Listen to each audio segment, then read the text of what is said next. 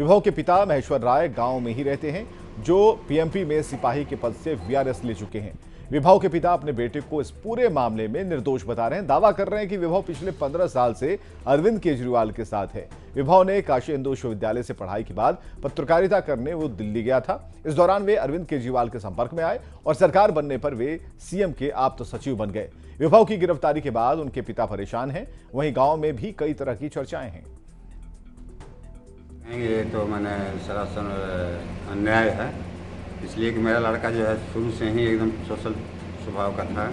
आज तक वो किसी से मारपीट भी नहीं किया है। गांव में भी आप पूछ सकते हैं, कहीं भी मेरे परिवार के बारे में विषय में जा कर के देख लीजिए, कहीं भी कि हर आदमी को हम मदद करते हैं, बल्कि किसी को तकलीफ नहीं होने देते। फ़ोन से बात हुआ था तो वो कह रहा था कि पापा जी हम तो नाश्ता कर रहे थे तो आई थी बहुत बड़ा कांड करने के लिए, तो गार्ड लोग रोका तो हम गए वहाँ, तो गार्डे लोग हटाया, हम तो उसको छुए भी नहीं।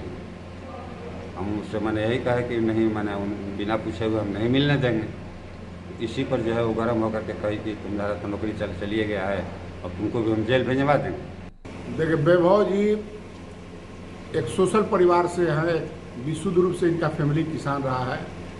और वैभव जी के पिताजी 2-3 भाई थे, वो लोग सीआरपीएफ में थे। और किसी को राजनीतिक उपभाजन बना देना राजनीति के चलते, अब चाहे अरविंद केजरीवाल जी उनके साथ में रहे हैं, उनके साथ रिश्ता भी था, एक फैमिली रिलेशन के तहत है। आज चुनाव नहीं रहता तो यह कुछ नहीं होता। इनका फैमिली का इतिहास है, कोई किसी से पूछिएगा तो यह सोशल मीडिया और गरीबों के साथ यह परिवार हमेशा खड़ा रहा है।